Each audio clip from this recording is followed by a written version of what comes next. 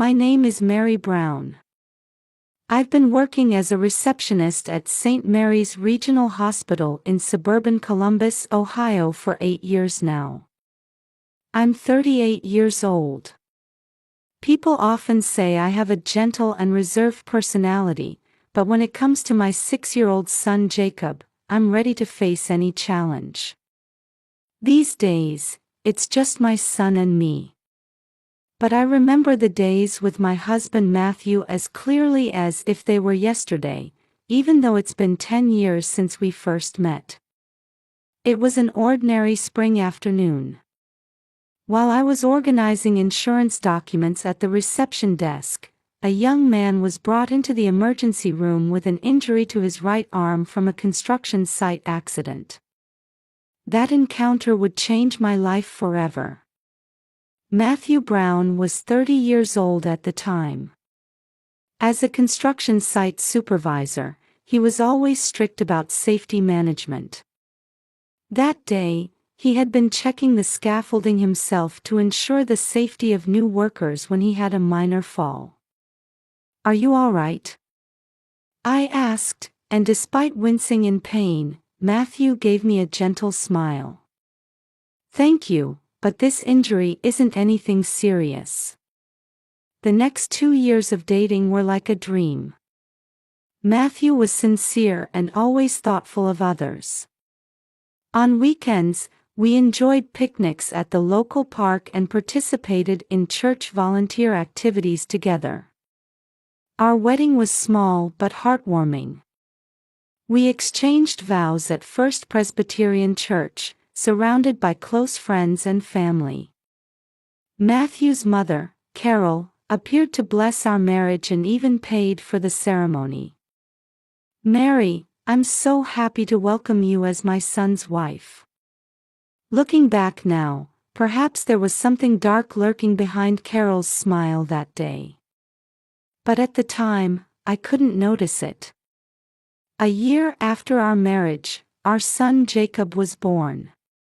Taking after his father's gentle nature, he showed a particular interest in construction machinery. On holidays, Matthew would often take Jacob to the park near his construction site to watch the heavy equipment from a distance. "Look, Jacob. That's where they're building a new shopping mall. Daddy is helping create a place where everyone can shop safely and happily." Matthew would beam with pride seeing his son's eyes light up. His dream was to own his construction company someday. He worked diligently toward that dream every day. His subordinates trusted him deeply, and his safety management was highly regarded within the company. On weekends, we enjoyed shopping as a family at the local Kroger, attended church on Sundays, and participated in community potluck parties afterward. Those were ordinary days filled with genuine happiness. No one could have imagined that this peaceful daily life would suddenly come to an end. That day started like any other autumn morning. After seeing Jacob off to school, I began my work at the hospital reception. Matthew was supposed to be conducting his usual safety checks at the new shopping mall construction site. Around 2 p.m., the emergency room phone rang with the first report of a serious accident at a construction site. At that point, we didn't even know who the victim was. But an inexplicable anxiety began to spread through my heart. Soon after, the sound of ambulance sirens echoed through the hospital corridors. A nurse colleague rushed to me with a pale face. "Mary, it's Matthew." From that moment, my world began to crumble. According to the site report, after the lunch break, the scaffolding Matthew was inspecting suddenly collapsed. His safety belt had been cut, and he fell from the 14th floor. It was unnatural. Far too unnatural. Matthew was always stringent about safety management. Every morning, He personally checked all safety equipment and required workers to conduct thorough inspections. A scaffolding collapse was unthinkable at his site. There appear to be cut marks on the safety belt, the police said. But at that time, I didn't even have the capacity to understand what those words meant. Carol was surprisingly calm. "Leave everything to me," she said, efficiently handling everything from funeral arrangements to insurance procedures. She seemed more like a business professional than a mother who had lost her son.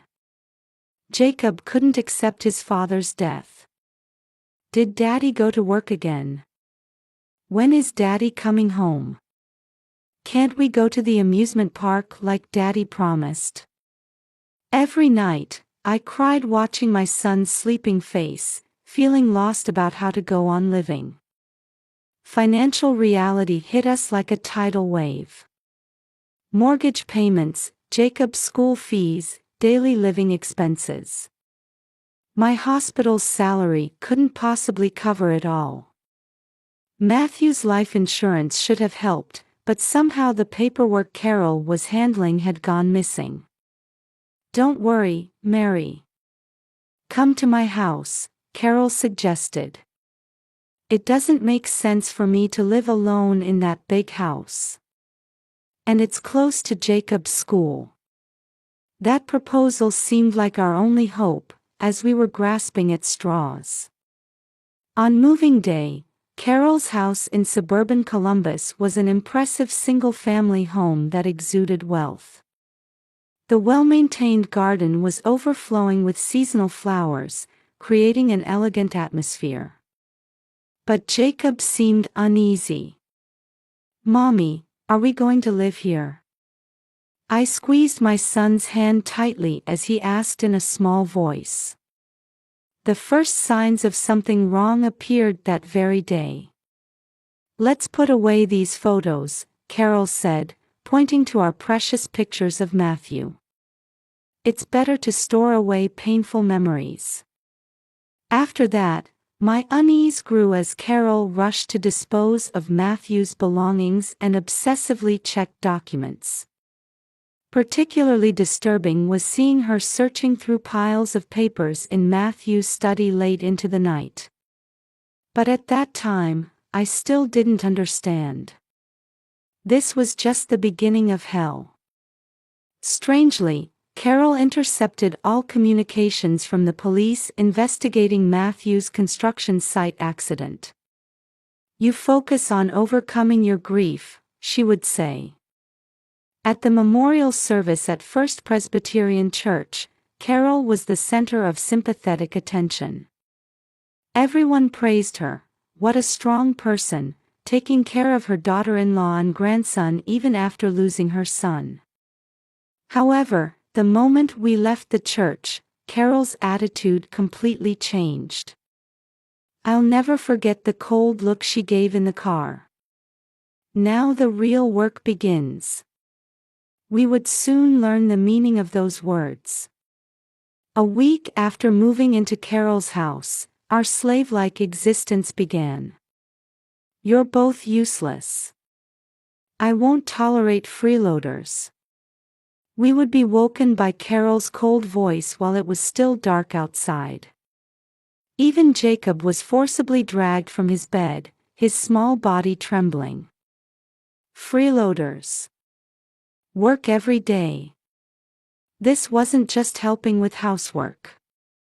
It was systematic abuse, seemingly designed to thoroughly exhaust us. Mornings began with collecting fallen leaves in the garden. In the biting November wind, we would kneel to pick up leaves one by one. Jacob's small hands would freeze. But we weren't allowed to rest. "There are still leaves over there." Carol would watch us constantly from the second-floor window. Mornings were for house cleaning. But this wasn't ordinary cleaning. The same spots, over and over again.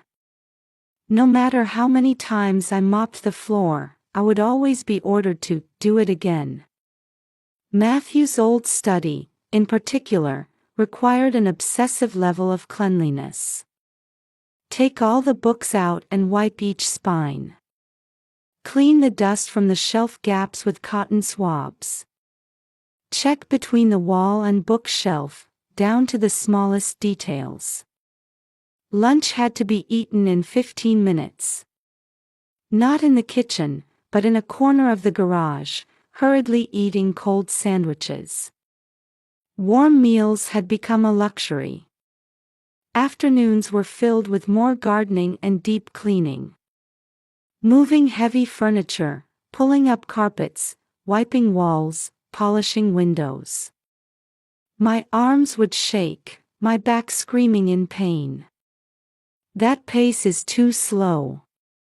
It's hard enough just feeding you. Without Matthew's income, you should at least do this much. The work didn't end at night. Housework continued until 10 or 11 p.m.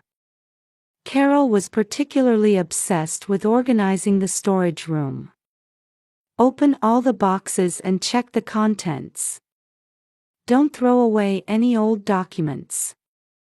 I need to check them. Be especially careful with photographs.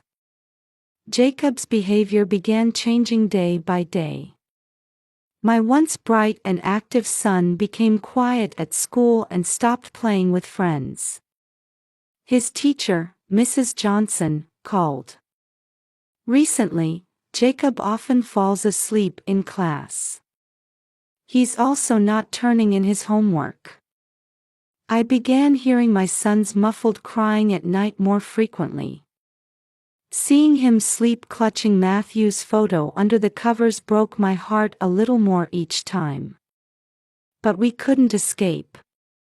Carol controlled my bank passbook and monitored my cell phone. Contact with friends and family was restricted. We were essentially under house arrest. Meanwhile, Carol's suspicious behavior became more noticeable. Late at night, sounds of searching in the study. Thin beams of light would leak into the hallway, accompanied by the sound of shuffling papers.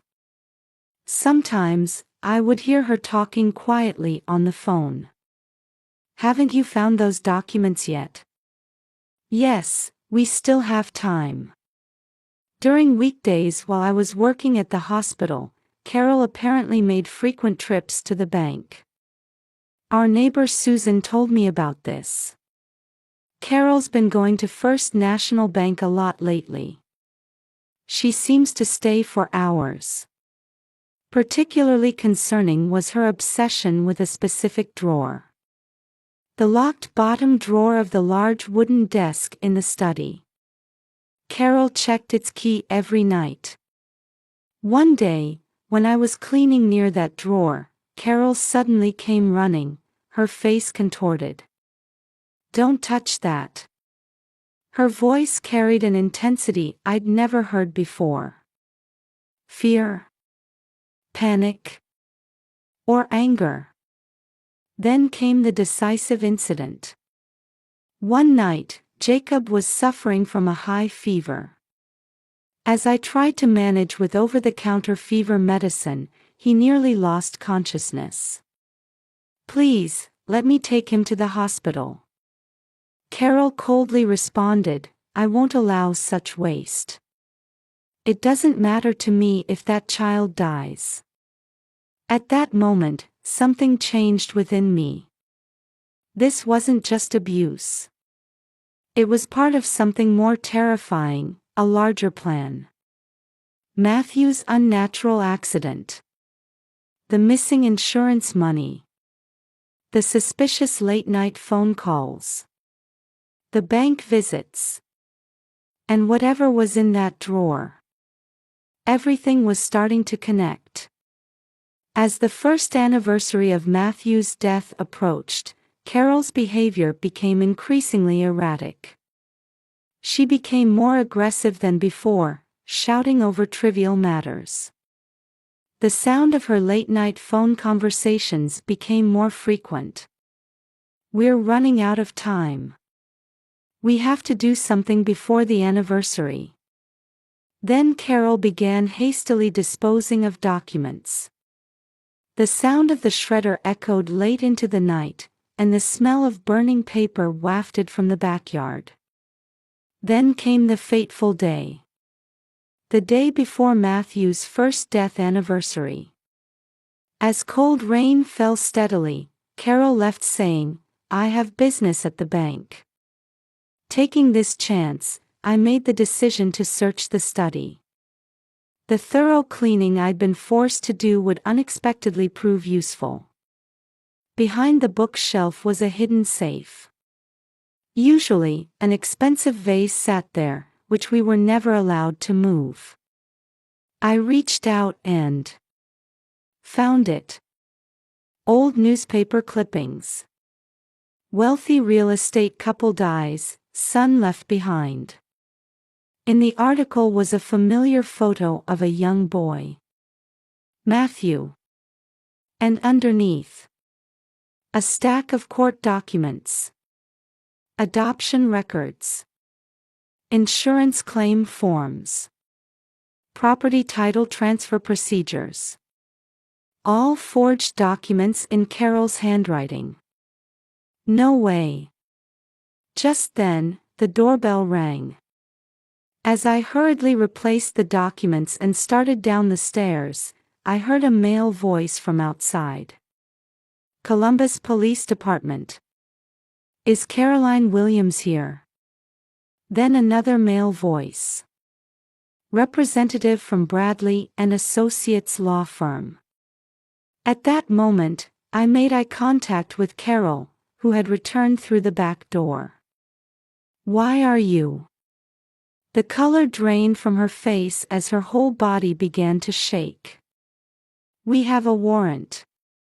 We're entering to conduct a search. Carol tried to run upstairs, but police officers had already entered through the back door. Caroline Williams, you're under arrest on suspicion of fraud and attempted murder. One of the officers approached me. Mrs. Brown, we have something your husband Matthew left with us. He handed me a thick envelope with Matthew's handwriting. If anything happens to me. Your husband actually sensed he was in danger a year ago. He left this envelope with us and the law firm. Inside the envelope were astonishing pieces of evidence. Construction site security camera footage. Carol meeting with workers 2 days before the accident. Cash being handed to the safety equipment inspector. And most shocking of all. These are evidence of adoption fraud, the lawyer explained. For the past 20 years, Carol has repeatedly approached wealthy families, orchestrated fake adoptions, and stolen their assets. Matthew discovered he was one of her victims. Matthew's real parents were wealthy real estate company executives. Carol had targeted Matthew, who was set to inherit a vast fortune after losing his parents in an accident at age 3. The police have spent a year investigating similar cases across multiple states. The same pattern in Chicago, Boston. Just then, we heard a noise from upstairs. There stood Jacob in his pajamas, holding a photograph. A commemorative photo from the construction site that had accidentally captured Carol meeting with the workers in the background. Daddy. Large tears fell from my son's eyes. I ran to him and held him tight. All the pain we had endured came flooding out at once. Outside, the rain had stopped, and the sun was peeking through for the first time in what felt like forever. This was the beginning of the end. And the beginning of our new life. I raised him. He's my son. Carol's screams echoed through the quiet suburban neighborhood as she resisted the police while being handcuffed. 20 years. For 20 years, as my son. In that moment, I felt I saw Carol's true face for the first time. A woman who played the perfect philanthropist while harboring unfathomable darkness inside. Tormented by infertility, she had developed a twisted hatred for wealthy families, eventually willing to take lives. As we watched the police car drive away, Jacob whispered, "Daddy protected us, didn't he?" I couldn't stop the tears that welled up at those words. As the investigation progressed, the importance of Matthew's evidence became clear. He had noticed Carol's suspicious behavior. The late-night phone calls, unusual bank transactions, and newspaper articles about past adoptions. He had carefully investigated and recorded everything, entrusting it to a reliable lawyer. "Your husband was extremely careful and wise," Bradley, the lawyer, said. If he had confronted her directly, Carol would have destroyed all evidence and possibly harmed your family. That's why he prioritized gathering solid evidence. The truth about Matthew's family inheritance also came to light. This is the detailed list of assets that should rightfully be inherited by your family. The document the lawyer presented showed amounts far beyond our imagination. A house in an upscale neighborhood, multiple real estate investments, and shares in the construction company Matthew's father had left behind. Matthew knew. He left these materials with us in case anything happened to him. The police investigation revealed the full extent of Carol's crimes. In Chicago, she had deceived a wealthy family's only son. In Boston, she had targeted a real estate tycoon's orphan child. Each time, she posed as an adoptive parent to extract their fortune, staging fake accidents or sudden deaths to collect insurance money. "It's a despicable method," the detective couldn't hide his anger. Many of the victims were children. "It's the worst kind of crime, exploiting trust." The First Presbyterian Church community warmly supported us. "I'm so sorry we didn't know," Susan said tearfully. Behind that elegant demeanor, such horrible things. Church volunteers gathered to help us move to our new home. It was a suburban house that Matthew had secretly purchased, a bright and warm home he had chosen with his son's future in mind. "This is the house Daddy chose for us, Jacob." My son's expression began to regain its brightness, little by little. In the study of our new home, Matthew's final gift awaited us. A thick leather-bound album. Inside were numerous letters, photographs, and words for his son from Matthew. "To my beloved son. If you're reading this letter, I may no longer be in this world. But I want you to remember this. Daddy is always watching over you. I want you to live a happy life with Mommy. And never forget this. Life sometimes brings great trials. But if you live honestly and sincerely, a path will always open up. With love, Daddy." The album's pages sparkled in the setting sun streaming through the window. On weekends, Jacob began playing with his beloved toy construction equipment in the garden. Sometimes friends would come over, filling the air with cheerful voices. While continuing my work at the hospital, I gradually became involved in managing Matthew's construction company.